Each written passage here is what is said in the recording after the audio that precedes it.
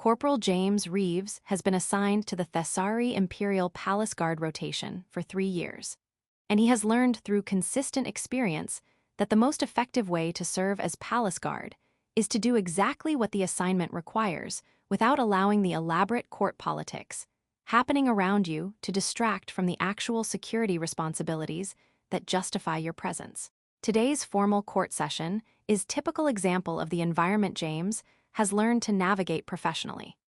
Queen Seraphia will be announcing appointments to several prestigious positions within the imperial administration, the kind of occasion that attracts ambitious courtiers, military officers seeking advancement, and diplomatic representatives hoping to position themselves favorably for future opportunities.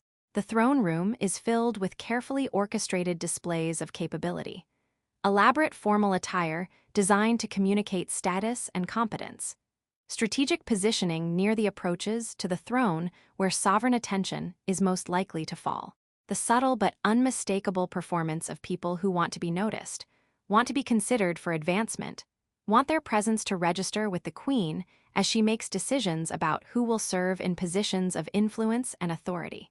It's calculated ambition, performed with the sophistication that Thessari court culture has refined over millennia. Nothing crude or obvious, just the elegant choreography of people ensuring they're visible in contexts where being seen matters for career advancement. James stands among this performance in his assigned position, one of the peripheral guard stations that line the throne room's perimeter. Not prominent placement near the throne itself, not ceremonial position that would be photographed or recorded for official documentation. Just standard security posting that requires maintaining alert presence while the court conducts its business. His armor is functional rather than ceremonial. The working equipment that palace guards wear when performing actual security duties, rather than the elaborate decorative variants used for purely ceremonial occasions. It's well-maintained, properly fitted, showing the professional care that good soldiers give their equipment, but it's not designed to be impressive. It's designed to be effective. James's posture is the still, observant stance that 3 years of palace guard duty has ingrained. Weight balanced evenly, hands positioned for rapid response if security situation requires it. Eyes tracking movement throughout the room without fixating on any specific person or activity. Awareness distributed across the entire space rather than focused narrowly on any particular element. He's doing exactly what his assignment requires, providing security presence, maintaining professional readiness, observing the court session's dynamics to identify anything that might require guard intervention, disputes escalating toward physical confrontation, unauthorized access attempts, the various security concerns that formal gatherings can produce despite elaborate protocol designed to prevent them. What he's not doing is positioning himself to be noticed, not shifting his stance to be more visible when senior officials pass nearby, not making subtle adjustments that would draw attention to his presence, not performing the small signals that guards sometimes employ when they want their service to be recognized as particularly diligent or professional.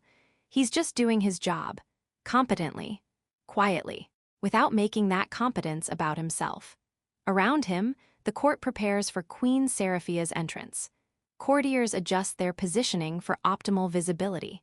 Senior military officers ensure their credentials and decorations are prominently displayed. Diplomatic representatives position themselves to demonstrate appropriate deference, while also ensuring they're visible enough to be noticed if the Queen's attention happens to fall in their direction. Other guards throughout the throne room show varying degrees of subtle adjustment as well.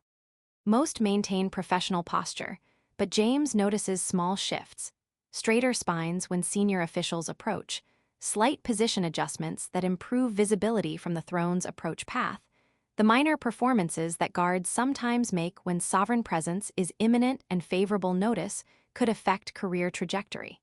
James doesn't adjust, maintains exactly the same still, observant posture he's held since taking this posting at the beginning of the court session. His attention remains distributed across the room rather than focusing on the entrance the Queen will use. His stance remains balanced for security response rather than optimized for visibility or impression. He's aware of the approaching moment when Queen Seraphia will enter.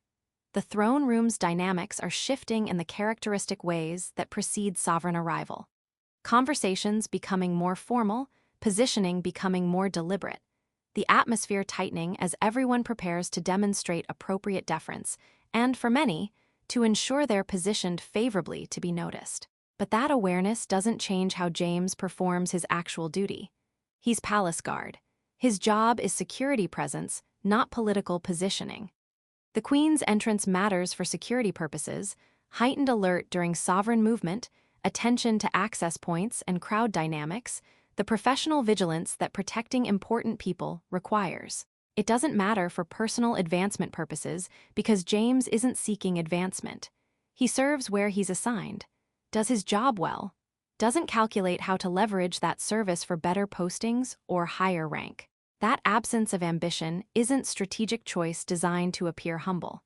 It's genuine approach to military service that James has maintained throughout his career. Do the work competently, let the results speak for themselves, don't make service about yourself rather than about the mission. In the Thessari Imperial Palace, where ambition is sophisticated art form, and where court advancement requires careful management of how you're perceived by those with authority to grant opportunities, James's complete absence of that calculation makes him unusual. Not unique, other guards maintain similar professional focus, but unusual enough that among the elaborate performances of capability and the strategic positioning for sovereign attention, the human guard who simply stands still and does his job without seeking notice stands out precisely because he's not trying to stand out. The formal announcement sounds, the signal that Queen Seraphia is approaching the throne room and that the court session will begin momentarily. Everyone in the throne room responds with the appropriate protocols. Formal acknowledgement postures, attention directed toward the entrance. The careful choreography of people demonstrating that they recognize sovereign presence requires their respectful focus. James maintains his guard posting. His attention includes the Queen's approach. Security vigilance requires tracking sovereign movement, but it doesn't fixate on her entrance.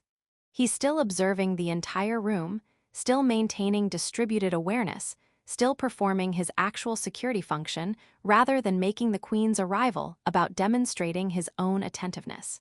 Among polished armor and loud ambition, among courtiers performing capability and guards subtly positioning for attention, the human who stands completely still and completely focused on his actual duty, rather than on being seen, is doing exactly what he was assigned and nothing more.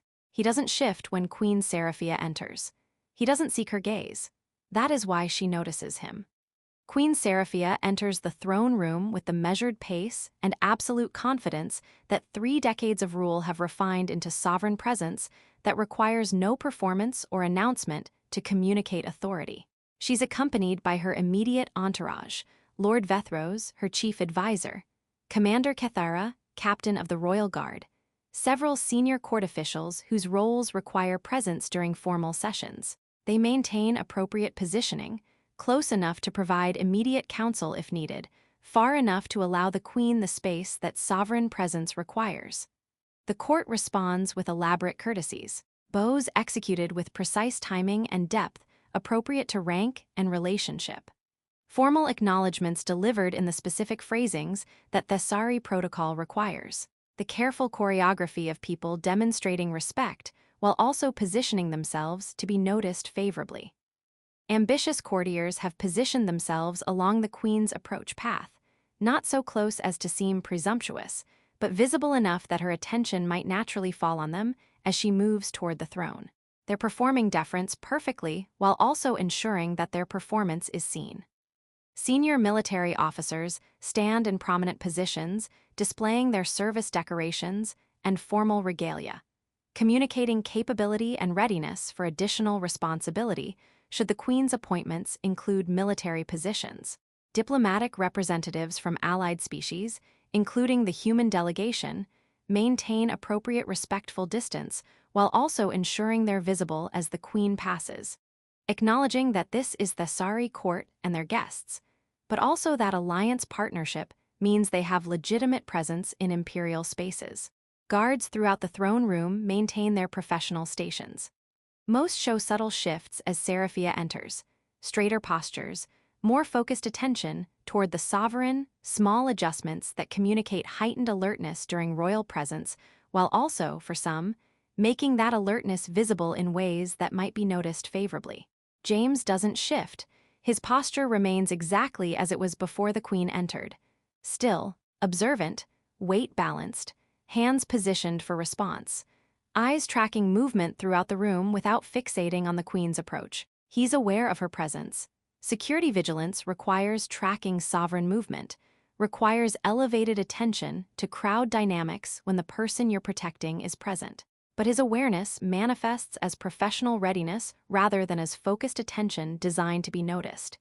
He's doing his job, providing security presence, maintaining the distributed awareness that effective protection requires, watching the Queen's movement, but also watching everyone else in the room, tracking access points and potential security concerns, performing the actual function that justifies guards being present rather than performing the appearance of diligence. Queen Seraphia moves through the throne room toward the dais where her throne is positioned. Her gaze moves across the gathered court with the kind of comprehensive attention that experienced rulers develop, noting who is present, observing how people position themselves, processing the subtle communications that formal gatherings produce about ambitions and alliances, and the various political dynamics that court sessions reveal. She sees the ambitious courtiers positioned strategically in her path, sees the military officers displaying their credentials prominently, sees the diplomatic representatives maintaining appropriate deference while ensuring visibility.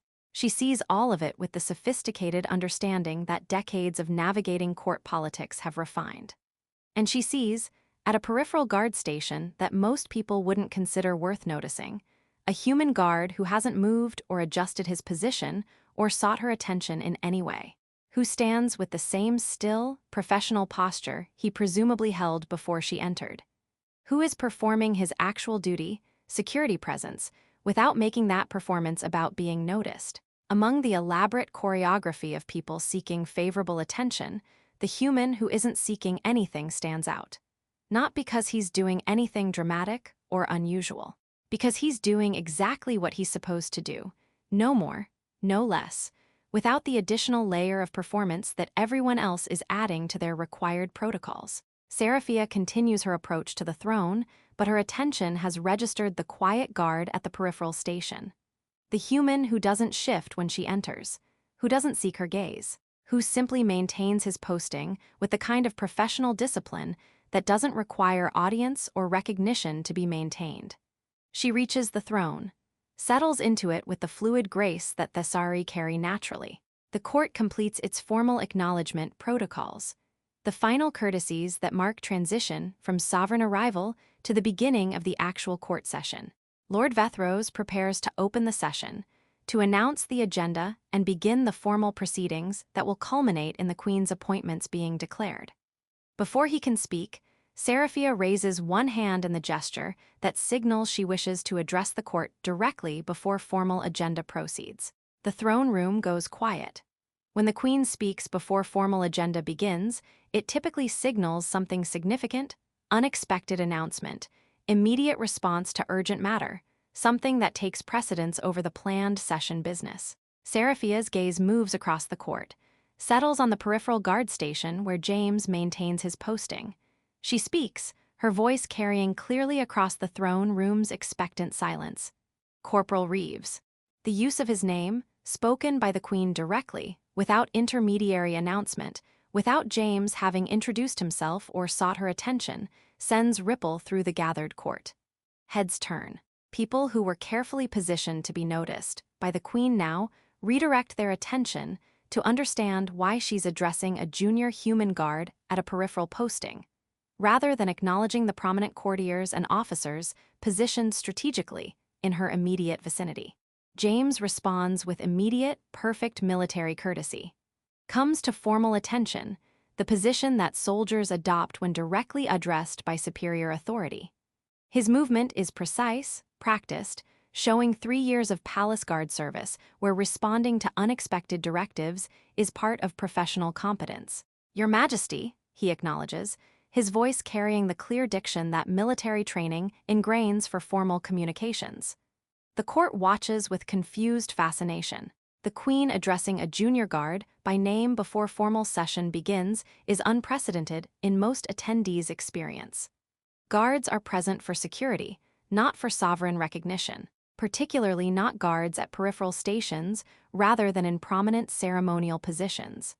Seraphia's expression shows the focused attention that she gives to matters she considers significant, not casual inquiry, not performative acknowledgement, genuine interest in the human guard who caught her notice precisely because he wasn't seeking it. "How long have you been assigned to palace guard duty, Corporal?" she asks. The question seems simple, but everyone in the throne room recognizes it as something more. The Queen doesn't ask idle questions during court sessions, and addressing a specific guard before formal proceedings begin means something that the court is trying to process without yet understanding. James answers directly, 3 years, Your Majesty. And in those 3 years, Seraphia continues, have you ever sought audience with palace administration? Queen Seraphia studies James for a long moment. The throne room remains silent, everyone processing what's happening and trying to understand what it signifies about sovereign attention and court dynamics. Corporal Reeves, Seraphia says, her voice carrying formal authority that signals she's about to pronounce something significant. You have served palace guard duty for 3 years with discipline and competence that required no announcement or recognition to be maintained.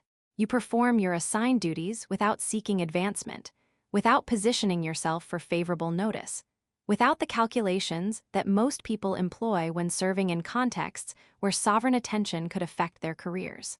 She pauses.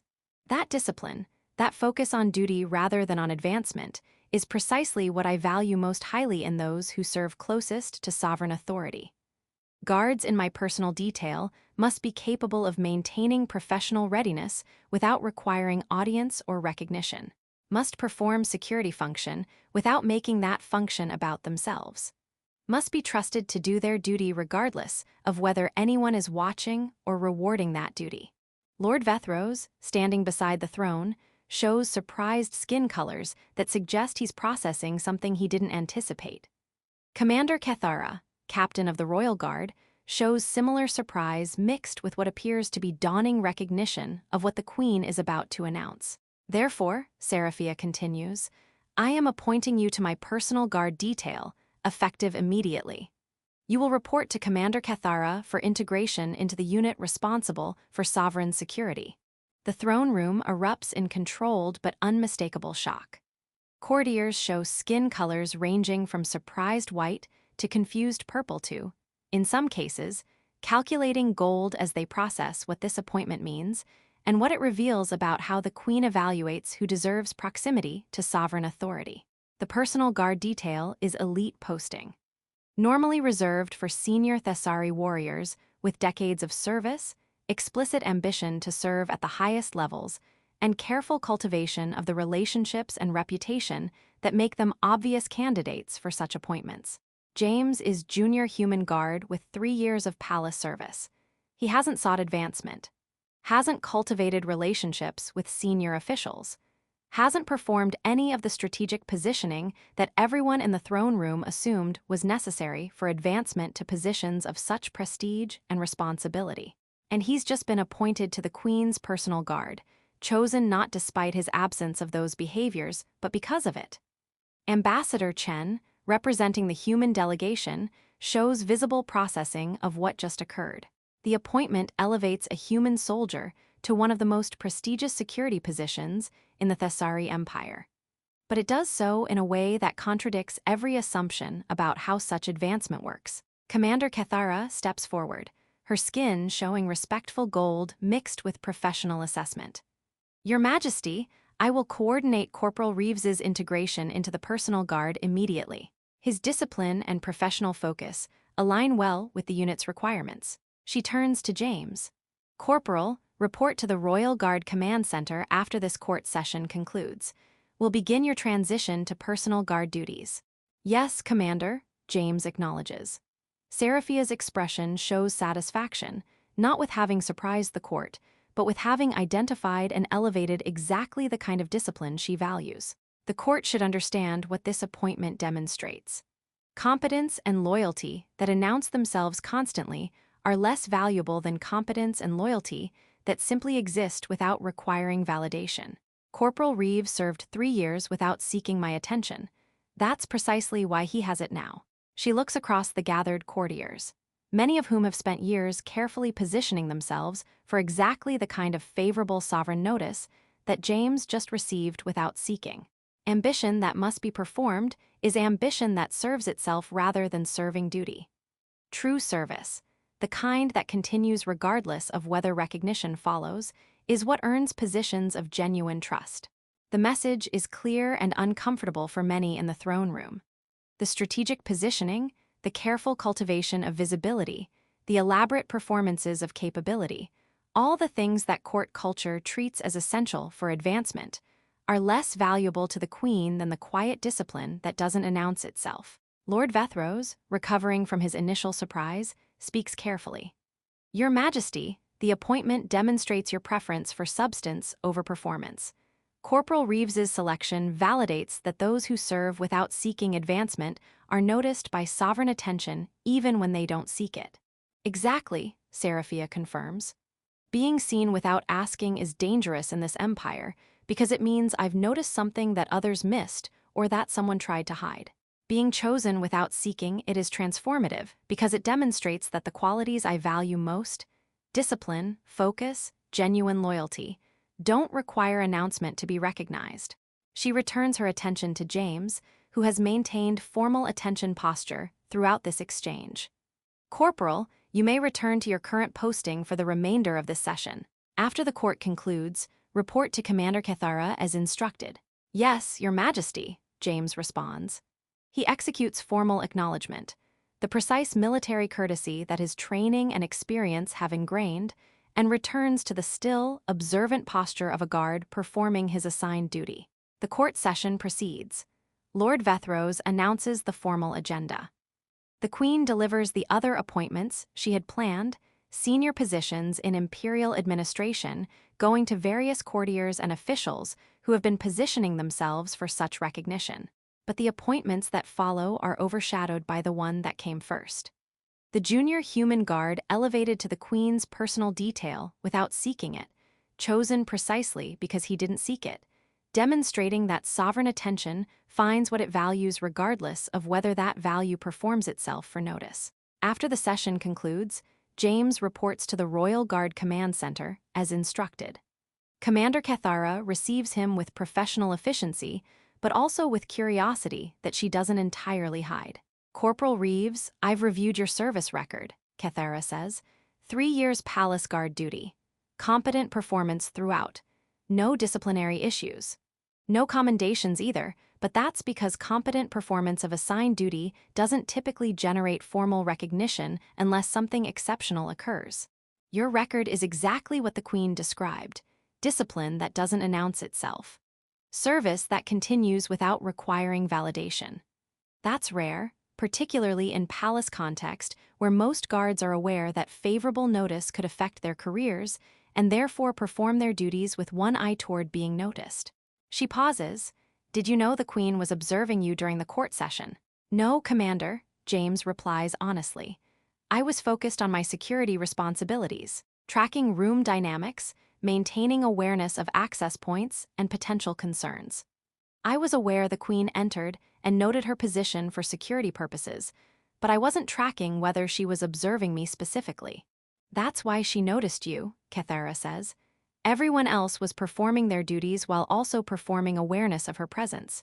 You were simply performing your duties. That distinction, subtle as it is what caught her attention. She pulls up assignment protocols on her display. Personal guard detail operates differently from general palace guard duty. The security requirements are more intensive, the expectations for situational awareness are higher, and you'll be in direct proximity to the Queen regularly. That proximity means your conduct reflects on her judgment in selecting you. I understand, Commander, James acknowledges. I believe you do, Thessari says, but I want to be explicit. The qualities that earned you this appointment, discipline that doesn't seek recognition, focus on duty rather than advancement, loyalty that continues without requiring validation, are the qualities the Queen values most in those closest to her. Maintain those qualities. Don't let elevation to prestigious posting change how you approach service. I won't, Commander. I serve where I'm assigned, same as always. Cathara's skin shows approving gold. Good, that's the right answer. Now let's begin your integration into the personal guard protocols. 3 months after his appointment to the Queen's personal guard, James has learned that Commander Cathara's description of the position's requirements was, if anything, understated. Personal guard duty means constant proximity to the Queen during public appearances, formal sessions, diplomatic functions, any context where sovereign presence requires security. It means elevated situational awareness, immediate readiness to respond to threats that are statistically unlikely but catastrophically significant if they occur, and the psychological challenge of maintaining that readiness during long periods where nothing threatening actually happens. It also means being visible in contexts where most palace guards remain in background. The Queen's personal detail are present in frame during official recordings, positioned prominently during formal gatherings, recognized by court observers as individuals rather than as anonymous security presence. That visibility has created exactly the kind of attention James spent 3 years avoiding. Courtiers now know his name. Senior officials acknowledge him when he's present. Other guards view him with mixture of respect and envy. Respect for the competence that earned the appointment. Envy for the prestigious posting that most of them would seek if they believed it was achievable. James handles the attention the same way he handled his previous anonymity, by focusing on his actual duty and not making his service about the recognition it generates. The approach has apparently been noticed. Queen Seraphia, during a private moment between formal functions, speaks to him directly about how he's adapted to personal guard service. Corporal Reeves, you've been serving in my personal detail for 3 months. Commander Cathara reports that your performance has been exemplary, maintaining the same discipline and focus that earned your appointment without allowing the position's visibility to change how you approach your duties. Thank you, Your Majesty. I serve as required by my posting. That consistency is what I was testing for, Seraphia says. Many people perform discipline effectively when they're anonymous and seeking notice. Fewer maintain that discipline when they've achieved the notice they sought. You've demonstrated that your service wasn't performance designed to earn advancement. It's genuine approach to duty that continues regardless of whether recognition follows. She pauses.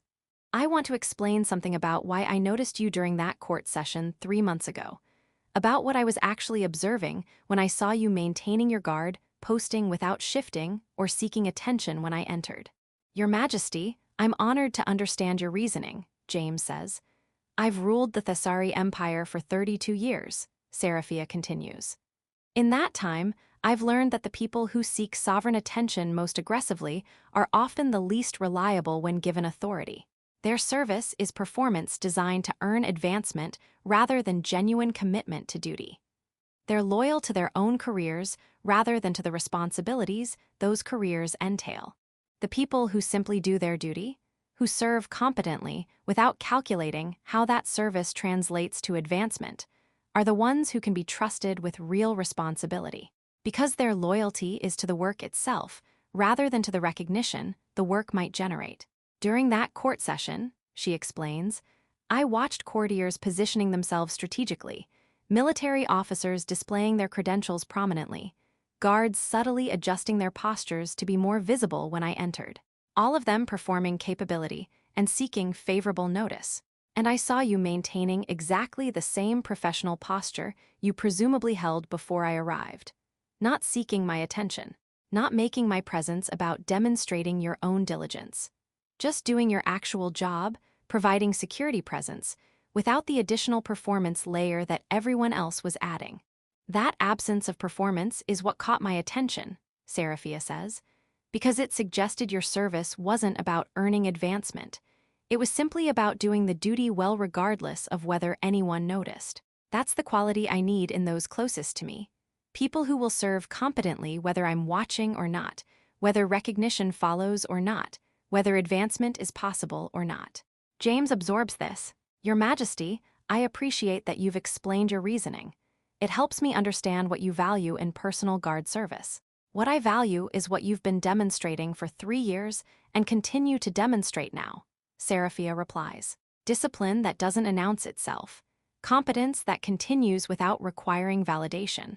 Loyalty that serves duty rather than serving career advancement. She looks at him directly. The court wasn't ready for the moment when I acknowledged you by name during that session. They didn't understand why I was addressing a junior guard at a peripheral posting instead of the prominent officers and courtiers who had positioned themselves for my attention. They weren't ready because they assumed advancement requires seeking it. That visibility and performance are necessary for being noticed favorably. Your appointment demonstrated that assumption is wrong, Seraphia continues. That true loyalty and competence don't announce themselves. That the moment power turns its gaze on the quiet one can upend every expectation about how advancement works. Being seen without asking is dangerous because it means I've found something valuable that wasn't performing itself for notice. Being chosen without seeking it is transformative because it validates that genuine service doesn't require strategic positioning to be recognized. That's the lesson I wanted the court to understand, she concludes, and that you've continued to embody in the months since your appointment. Maintain that approach, Corporal. Continue serving with the same discipline that earned this posting. That's all I require from those in my personal guard. Years later, when James is training new members of the Queen's personal guard detail, he reflects on the moment that transformed his career from anonymous competent service to visible prestigious appointment. I was doing my job, James tells the trainees. Standing at a peripheral guard posting during formal court session, providing security presence. Not seeking advancement, not positioning myself for notice, just performing my assigned duty the way I'd been doing for 3 years. The Queen noticed me precisely because I wasn't seeking her attention, he continues.